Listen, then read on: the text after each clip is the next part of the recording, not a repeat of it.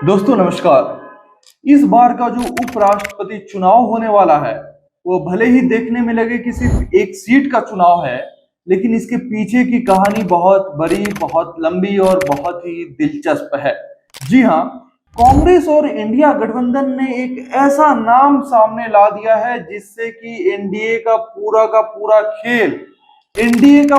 पूरा समीकरण बिगड़ सकता है। दोस्तों, सबसे पहले हम बात करते हैं कि एनडीए की तरफ से कौन है कैंडिडेट और इंडिया गठबंधन की तरफ से कौन है कैंडिडेट। तो सबसे पहले हम बात करेंगे एनडीए कैंडिडेट की, जिनका नाम है सीपी राधा कृष्णन।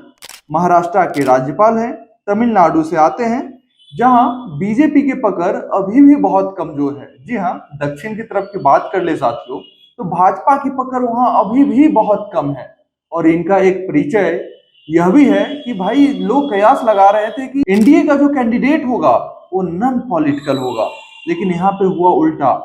महाराष्ट्र के राज्यपाल तो है ही, साथ ही साथ इनका एक और बैकग्राउंड है कि आरएसएस के पुराने नेता हैं। जी हाँ, संघ के पुराने खिलाड़ी हैं ये। अब इंडिया गठबंधन की तरफ से जो नाम है दोस्तों, ये बहुत ही चौंकाने वाला है। ये बहुत ही एनडीए को टेंशन देने वाला नाम है। जी हाँ, ये एक ऐसा नाम है जो कि हम अब आपको बताने जा रहे हैं। यह नाम है बी सुदर्शन रेड्डी का। सुप्रीम कोर्ट के पूर्व जज है, ईमानदार और साफ सुथरी छवि है, गोवा के पहले लोकायुक्त भी रह चुके हैं, राजनीति से दूर रहते हैं, लेकिन कानून और लोकतंत्र को समझने वाले व्यक्ति हैं। यानी एनडीए ने राजनीति से नेता खड़ा कर दिया और विपक्ष ने संविधान की छड़ी खड़ी कर दी। जी हाँ दोस्तों, अब आपको समझाएंगे कि एनडीए को टेंशन क्यों होने वाला है, एनडीए परेशान क्यों है, एनडीए के पास क्या क्या है। कुल करीब 422 सांसद है। लोकसभा और राज्यसभा में मिलाकर एनडीए के पास कुल 422 सांसद है। एनडीए के पास कुल बहुमत है अभी, लेकिन खेल अब बिगड़ेगा इनका। लेकिन फिर भी चिंता क्यों है? क्योंकि अब मुकाबला सिर्फ नंबर का नहीं, नैतिक छवि का भी है। इंडिया गठबंधन ने एक ऐसा चेहरा खड़ा किया है जिसे ना कहना सबके लिए मुश्किल हो गया है।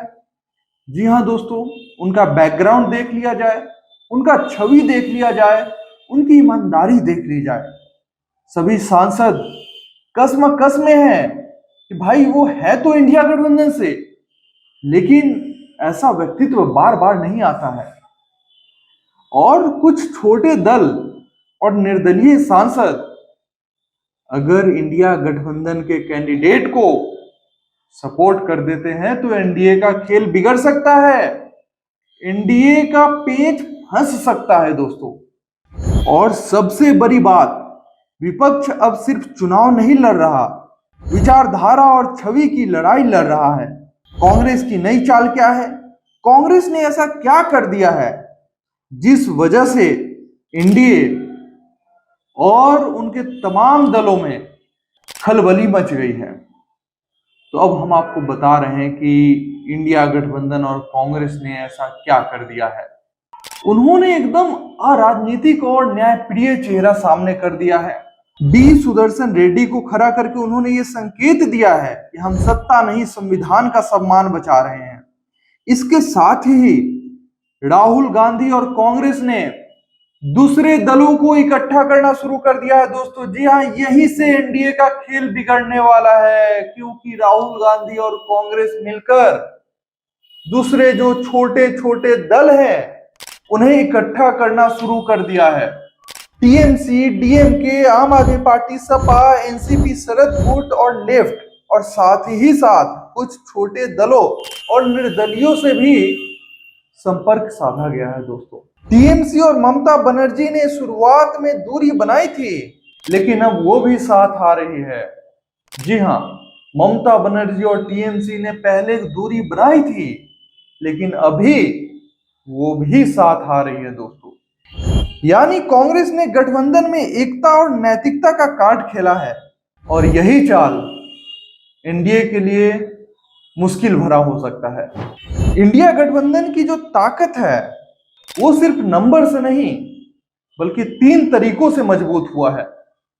पहला, जब आप एक सुप्रीम कोर्ट के जज को खड़ा करते हैं तो आप एक तरह से नैतिक दबाव बनाते हैं। एनडीए अगर इसे नकारता है तो यह भी संदेश जा सकता है कि एनडीए संविधान विरोधी है। सोचिए, एक ईमानदार पूर्व जज को खड़ा किया गया है और आप उनका विरोध कर रहे हैं, आप संविधान का विरोध कर रहे हैं। ऐसे पद से रिटायर्ड व्यक्ति अगर उपराष्ट्रपति बने तो देश और देश की जनता गौरवान्वित महसूस करेगी। एनडीए अगर खुलकर विरोध करती है तो एनडीए अपने पैर पे कुल्हाड़ी मारने जैसा कदम उठा रही है दोस्तों। क्योंकि सोचिए जरा, विरोध किस व्यक्ति का होगा अगर एनडीए विरोध करता है तो। और यह भी माना जा रहा है एनडीए के कई एक सांसद जो नैतिकता वाले सांसद हैं, जो एक अच्छे विचारधारा वाले सांसद हैं, जिनमें नैतिकता बची हुई है, वो भी कांग्रेस के कैंडिडेट के साथ खड़े दिख रहे हैं। खेल बिगड़ सकता है। कांग्रेस ने पहला खेल तो एक ऐसे कैंडिडेट को लाने के बाद से ही बिगाड़ दिया है। दूसरा तरीका जिससे इंडिया गठबंधन मजबूत हो रहा है, गठबंधन में बेहतर तालमेल देखने को मिल रहा है। जी हां, इंडिया गठबंधन में जो बार बार शिकायतें मिल रही थी, इंडिया गठबंधन के तमाम सहयोगी दल एक तराजू पे नहीं बैठ पा रहे थे, इस बार वो नहीं हो रहा है। इंडिया गठबंधन में सभी दल इस बार एक दूसरे के साथ खड़े हैं। जी हां, गठबंधन में बेहतर तालमेल दिख रहा है। कांग्रेस अब गठबंधन में डोमिनेट नहीं कर रही बल्कि सहयोग कर रही है। ममता बनर्जी, अखिलेश यादव, केजरीवाल, तमाम बड़े बड़े नेताओं के रोल फिक्स हो रहे हैं, उनके रोल तय हो रहे हैं। यह बीजेपी के एक नेता एक मॉडल से कहीं अलग है, जो तमाम नेताओं के लिए कहीं ना कहीं रामबाण उपाय है। अब सोचिए जरा, एक गठबंधन है जहां पे सिर्फ और सिर्फ तानाशाह चल रहा है, और वहीं दूसरी तरफ दूसरा गठबंधन है, इंडिया गठबंधन। वहां पे तालमेल और सामंजस्य बिठाकर सभी नेताओं का सुना जाता है। और दूसरी तरफ इंडिया गठबंधन का क्या हाल है? One leader one model. एक नेता आया, उसने जो बोल दिया वही करना पड़ेगा, दूसरे नेताओं को बोलने का हक नहीं है। आपने कभी देखा है कि नरेंद्र मोदी और अमित शाह बोल रहे हो, उन्होंने अपनी कोई बात रख दी हो, उस पर कोई डिस्कशन हुआ है? हुआ है क्या? सोचिए, याद करिए, नहीं हुआ है। वहां पे नीति ही नहीं है, चर्चा की नीति ही नहीं है। देश की जनता के साथ कभी वार्तालाप हुआ है क्या? नहीं हुआ है। सिर्फ अपने मन की बात को सुनाया जाता है। अरे, ना आप कभी प्रेस कॉन्फ्रेंस करते हैं, ना कभी मीडिया को इंटरव्यू देते हैं। इंटरव्यू भी देते हैं तो स्क्रिप्टेड इंटरव्यू देते हैं, ना कोई जनता का सवाल लेते हैं, और कहते हैं कि लोकतांत्रिक देश की लोकतांत्रिक पार्टी है। ये लोकतंत्र है क्या? कांग्रेस का जो तीसरा मजबूत तरीका है वो है राज्यसभा और लोकसभा दोनों में विरोध की आवाज मजबूत करना। उपराष्ट्रपति राज्यसभा का अध्यक्ष होता है। अगर विपक्ष अपने उम्मीदवार को जिताता है तो राज्यसभा की कार्यवाही में फर्क आ सकता है। बिल पास करना एनडीए के लिए मुश्किल हो सकता है। अब जो सवाल है दोस्तों, वो सवाल ये है कि क्या इंडिया गठबंधन जीत सकता है? तो आंकड़ों के हिसाब से एनडीए के पास बहुमत है, लेकिन लोकतंत्र सिर्फ नंबरों से नहीं चलता है दोस्तों। कांग्रेस और इंडिया गठबंधन ने एक ऐसा चेहरा दिया है जो एनडीए को असहज कर सकता है, जो एनडीए को असहज कर सकता है दोस्तों।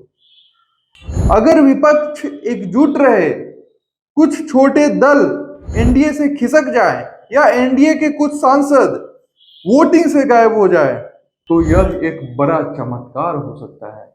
अगर वो जीत न भी पाए तो यह भी संदेश जाएगा कि विपक्ष अब कमजोर नहीं बल्कि चालाक, शांत और रणनीतिक हो गया है। तो दोस्तों, उपराष्ट्रपति की इस कुर्सी पर भले संख्या भारी हो, लेकिन दिमाग और नैतिकता का पलड़ा भी कुछ कम नहीं है। कांग्रेस की यह चाल एनडीए को पसंद आए ना आए, लेकिन दिमागी दांव चल गया है। आपको क्या लगता है? क्या इंडिया गठबंधन कुछ बड़ा करने की कोशिश में है या कुछ बड़ा कर सकता है, या फिर एनडीए अपने मकसद में कामयाब हो जाएगा?